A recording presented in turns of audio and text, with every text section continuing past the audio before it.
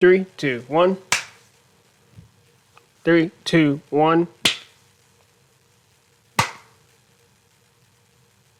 Hello, and welcome to me talking about Falcon and the Winter Soldier, episode 3.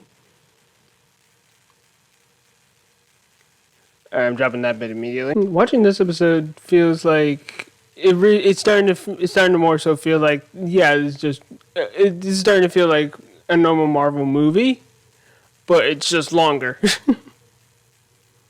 Like this episode was an hour long. Most Marvel movies are 2 hours long. So like, yeah, this is starting to just feel like it's just another movie, but it's longer, so it's having more time to do more with the characters. I ain't mad at it.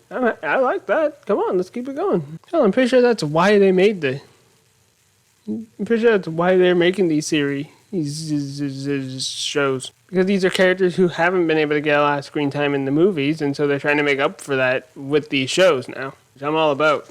I'm down for it. Let's do it. So the episode starts with John Walker, or the new Captain America, being the exact same douche that we thought he was going to be. When we first found out he was taking up the mantle. He's outright just storming into to this facility that we know the Flag Smashers were in, and he's just being downright disrespectful and rude and aggressive. And then when the dude's being rude right back to him, he's like, "Do you know who I am?" And I'm like, "Yeah, you're John Walker, the douche that all of a sudden just took the shield." Like, my dude, yeah, you've got the status, I guess. You have the shield. You officially have the name. You don't have the respect. You ain't earned the respect yet. All right, you understand that? And shortly after that, we find out that Bucky helped Zemo get out without Sam knowing. Without Sam knowing, turns out. So like that's gonna be a whole thing later, I'm sure. And at one point in the movie. At one point in the episode, I straight up thought Zemo was just outright betraying them. Like, this was his moment. He's getting out. He's going off. He's doing his own thing. But no, he's still working with them. He's on their side for pretty much this entire episode. He makes some wrong moves that we don't quite like. He was about to sell out Bucky to the lady in the place, that one place. Skarsgård or something. No, that's not it. I don't remember.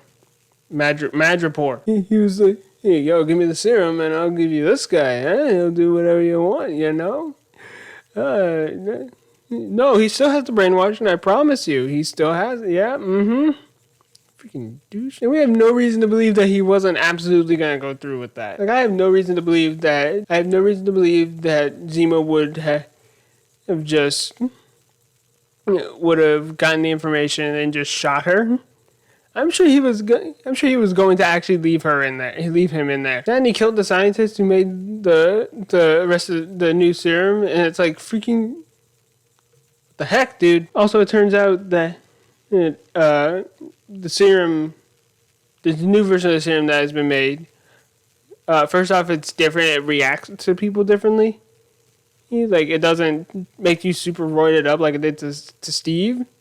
It's way more subtle. It just makes you stronger, and you won't really notice that that's a super soldier until they punch you. But the way that he was able to make the serum was because he had some blood samples from Isaiah, who we met in the last episode.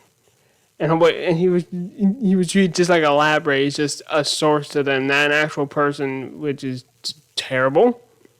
It's freaking horrible. What the hell, man? Also, side note: when they're in the plane and they're talking about Steve's list and how Sam recommended him run Trouble Man. Like, Bucky's not that into it. He's not saying he never says that he just doesn't like the album, but he's not like super into it or whatever. And then Zemo over here, he's talking about like, oh, it represents the African American experience amazingly. And it's like, freaking, how do you know that? How do you know that? And after they're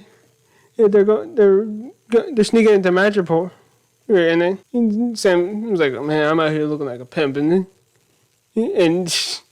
Zemo said, only an American would think a fashion-forward black man was a pimp. And it's like, I'm sorry, you a brother? Where'd this come from? I ain't too mad at it, because, like, at the end of the day, it's respectful. He's being respectful.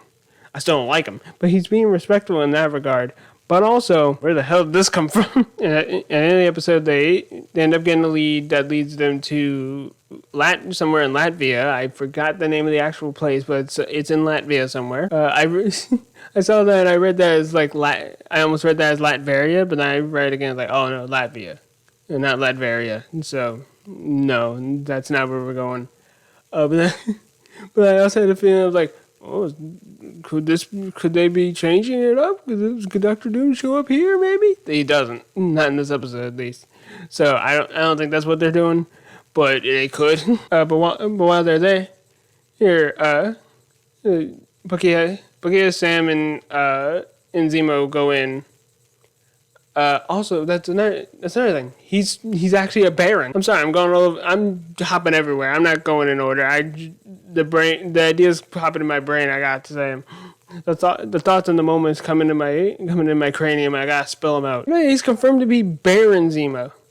I figured he wasn't actually a Baron when we saw him in Captain America: The Winter Soldier, but not in Captain America: Civil War. But when we saw him in Civil War, he didn't seem to be a Baron. He seemed to just be Zemo. He seemed to just have the name Zemo, and he wasn't Baron Zemo yet. Turns out, yeah, he was a Baron the entire time. But no, yeah, so they're in Latvia. Sam and Zemo go in. Bucky stays behind because he sees a Kamoyo bead on the ground. I'm like, oh shoot, okay, who's from Wakanda is around here? Here, it turns out it's Dora Milaje, and she's here for Zemo. Now, if I had to guess, there's probably other Dora Milaje with her.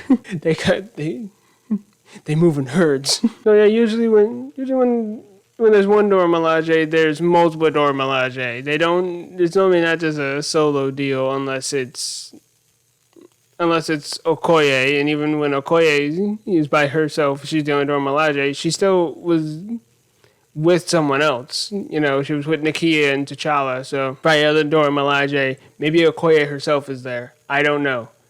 I'm excited to find out, though. But no, yeah, this episode was good. This show is good. Marvel's doing good here, and I'm excited to see how this all turns out. Sam doesn't have his wings right now, so that's probably gonna become an issue sometime soon. But no, it is really good so far. Okay, I guess that's the end here. I still don't know how to end videos. One of these days I'll find out. One of these days, maybe I won't. I don't know. Goodbye.